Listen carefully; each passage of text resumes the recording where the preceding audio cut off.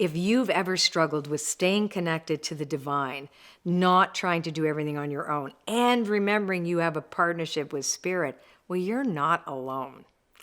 I want to share my story of growing up a little confused about religion, losing touch with my connection to Spirit altogether, and then finding a way back to live a life connected to Spirit and then sharing that with others. So as a young child, I went to church every Sunday. Well, I loved it. I sang in the choir. I had friends there. I saw the halos around the saints in the stained glass windows, and I saw them around everybody. Well, this was holy. Must have meant everybody was holy, right? We were holy. I loved it there.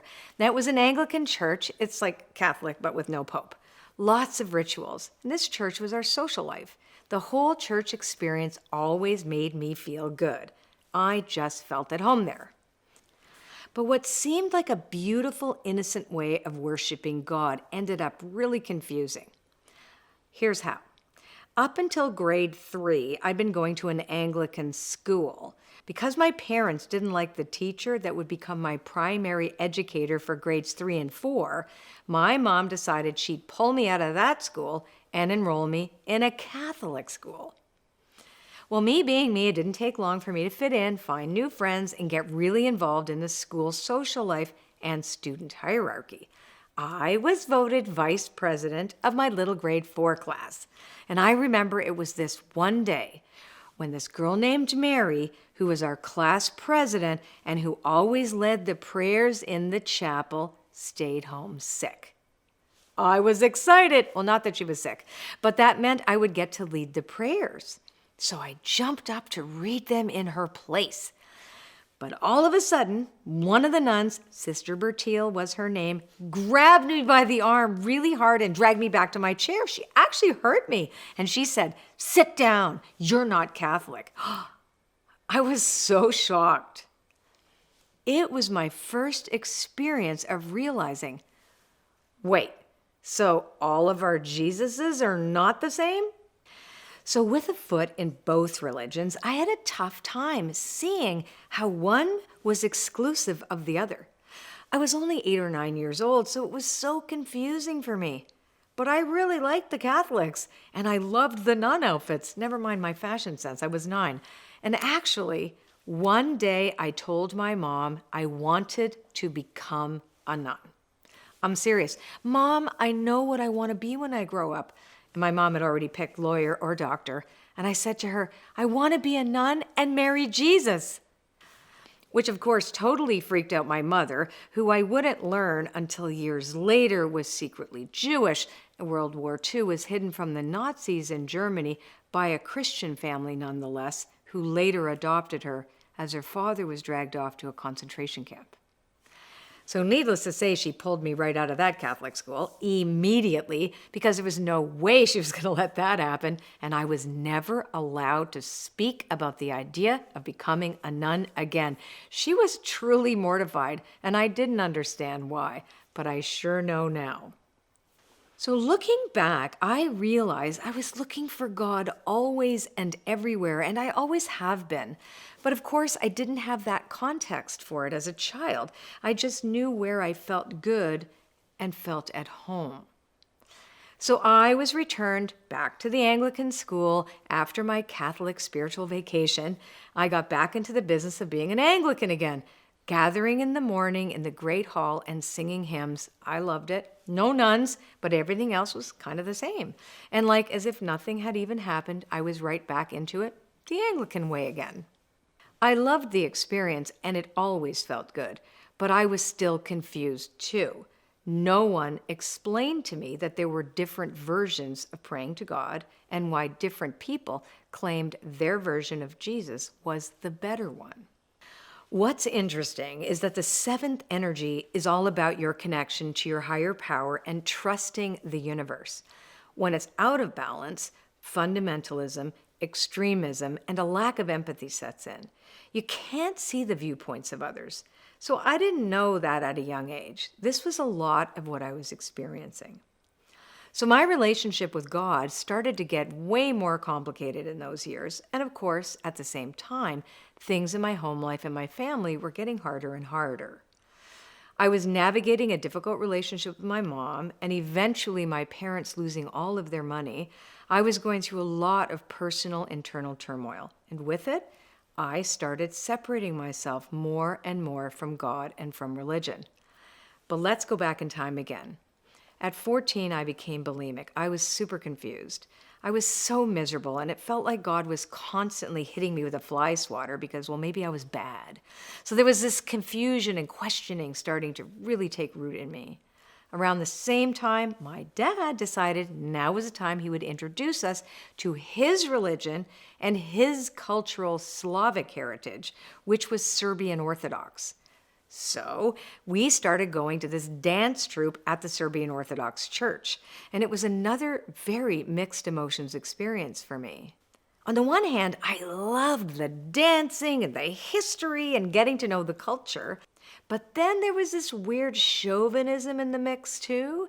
In the church, the men sat on one side, separate from the women on the other. And you could just feel that women were second-class citizens there, and that really didn't sit well with me. So I started seeing all of the dogma involved in religion, and how being a woman or being a Catholic or being this or that could make you less worthy. And I was reaching this age, too, where I was more interested in boys than religion anyway, so I started to pull away even more. But then I had my depression and anxiety, my eating disorder, my inner turmoil. Nothing fit. I no longer felt like I knew where I belonged. I was changing. And I was a rebellious teenager, too. I started doing drugs, hanging out with the wrong crowd. Eventually, I went away to university, where I ended up suffering a violent experience as well as a drug overdose. So there just wasn't any room for God in my life. I figured God looked at me as I was one giant mistake. And I kept pulling further and further away. Now, this story continued on for several more years, and I was pursuing a career in music. Yes, I quit law school, and I was deep in the throes of alcoholism and addiction. But one day, one amazing day, something finally changed. I had a spiritual awakening in the bathroom of a drug dealer's basement after a multi-day bender. I was a mess. I was holding on to the dirty sink, staring in the mirror. I was so thin. My eyes were jaundiced and my teeth were loose in my mouth. My gums bled. I'd become a cocaine addict. And all of a sudden, I just hit bottom. You know, I looked at myself and I just remember saying, "Help me, God." But it was different than before. It wasn't, "Help me so I can go do this again." I really knew I was done. And you know, for the first time, I really felt that God did not desert me. I felt this incredible love and presence around me. And I heard this voice, and it said, "It's over." In that moment, I knew that if I didn't turn my life around, I was going to die. And you know, as soon as I made that decision, it was like everything started falling into place and working. It was so weird. Doors started to open left and right for me. My friend Julie knew someone who was starting a brand new women's treatment center, and I was able to get a spot. And I'll never forget the feeling. Like the universe was working with me. And I started to feel that sense of connectedness and co-creation with spirit, even though I didn't know yet that that's what I was feeling. It did feel like some kind of magic. I'll never forget it. So in that place, I started to turn my life around, and I really found my connection to spirit. It actually turned out that it was a spiritually based program. We worked the first 4 steps of the 12-step program. It was all about reclaiming our connection to a higher power, and that God didn't make junk, and we weren't mistakes. In the 28 other women in the program, none of us had anything in common on the outside. But you know, I heard my own story in them, and I saw I wasn't alone. And we were all there for the same reason. We were spiritually bankrupt and had no place else to go. The program showed us how to take accountability and practice rigorous honesty in our lives. And we got the chance to see ourselves through the eyes of the divine, to really get that no matter what we had done, we were accepted and loved by spirit. And through that, to see that we had another shot. I mean, it was really incredible. That program changed my life and it connected me to a higher power like never before. And I have never looked back. So from there on out, I was 100% committed to my spirituality, but it was really different this time. It was from a place of choice, curiosity, and exploration. I continued going to those meetings and working the spiritual program, and I really learned the power of prayer and meditation. I didn't even have to look for spiritual experiences. They were everywhere. I went to every kind of meditation group you could imagine until I found the one that fit me. I also started attending a unity church every week, sometimes twice a week, and I read book after book about spirituality, and that was all I did for 2 straight years. Now, the Unity Church in particular had a massive impact on my renewed relationship with Spirit because it was a return to the biblical stories I grew up hearing, but through a new lens. It was a Christian church, but they didn't care if you were Christian or Jewish or anything else. It was all about the allegory of life through the stories of the Bible. So for the first time, I got to experience the stories I grew up with, but in a way I could relate to, and I could actually see myself in these stories. So, through finding an environment where I could explore these stories in a way that felt safe, and that blended it all together with meditation and the folk music I loved, I was able to heal so much of my relationship with religion and with God, and then actually started to connect to the universe and to a higher power that was loving, accepting, and present in everything and everywhere. I felt at home there. I took to it all like a duck to water, and I realized I'd been looking for this feeling of connectedness to Spirit my whole life. I'd just been looking for something that didn't require me to be a perfect Christian or religious at all. I was seeking a higher power that would accept me for everything I was, including the time when I hit bottom. So it was the first time I understood that I didn't have to be anything in particular to have that connection to Spirit of the universe. I didn't need to call it anything specific. I didn't need to be a certain denomination. I didn't need to be anything. And at the same time, I could be anything and still be accepted and loved by my higher power. So at this early point in my spiritual quest, I rediscovered tarot, runes, and oracle cards. And for me, these divination tools became like a bridge between my spirituality and my intuitive abilities. I was so excited by the way the cards allowed me to connect directly to my higher power and get clear guidance from the divine on my path. And around the same time, I was also introduced to these 2 amazing teachers, and I'm sure you've heard of them, authors Carolyn Mace and Anadea Judith. And between the 2, I learned all about the correlation between the 7 sacraments and the Western philosophical model that described the yogic energy system called the chakras. And as I studied all of this, I started to realize that I had actually seen and experienced the 7 dimensions of life in 7 core stories that we all tell that correspond to those systems. And what emerged was a parallel between these 2 tools. And I saw these 7 energies that weave the fabric of all our lives. After exploring those tools in depth for myself, I began offering readings to others. Now, it felt amazing to be able to help guide others through their own confusion and doubt using the very same tools that helped support me through my own. And the more readings I did, the more I was shown the truth of these consistencies. I eventually ended up with clients across the world in 29 countries. And through this framework, I could see the amazing commonality and universality in all of us. I started tracking how when one energy was out of alignment, the others would be impacted in a very specific way. They were all connected. So I started applying this obviously in my own life as a really tangible place to see where I needed to focus my healing and attention. And I used this framework again and again to support me when I got off track or felt out of alignment.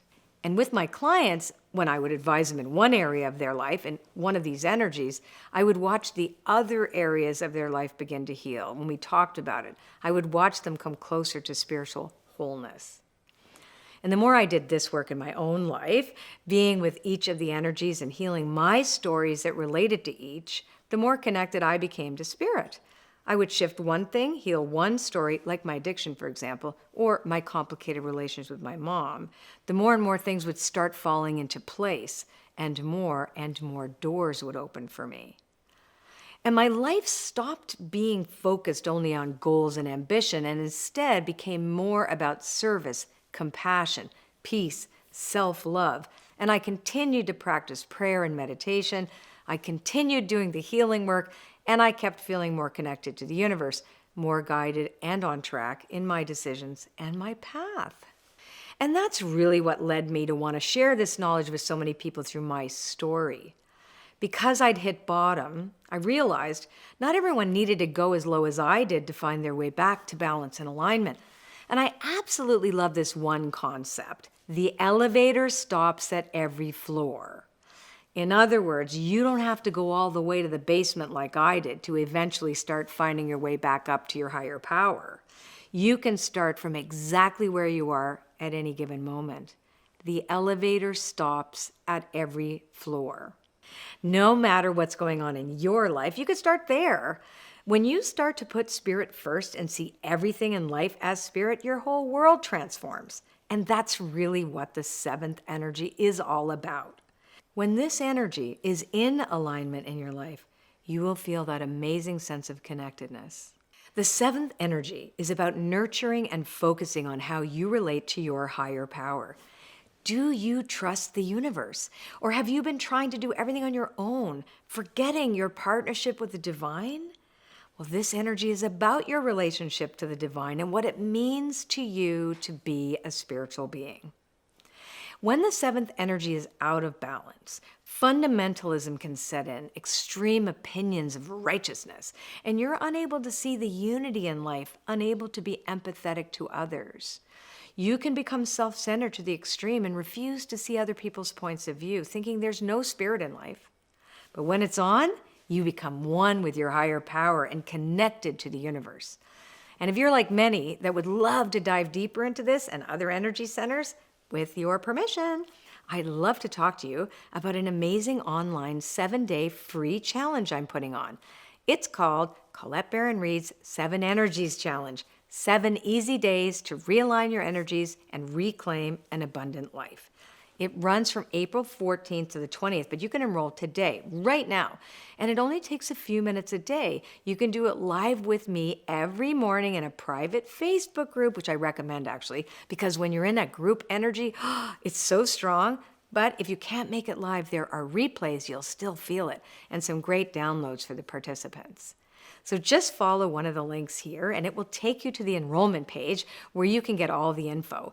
And if you've been following this video series, I guarantee you're going to love the challenge. So find that link and head on over and enroll today. And I will see you live on April the 14th.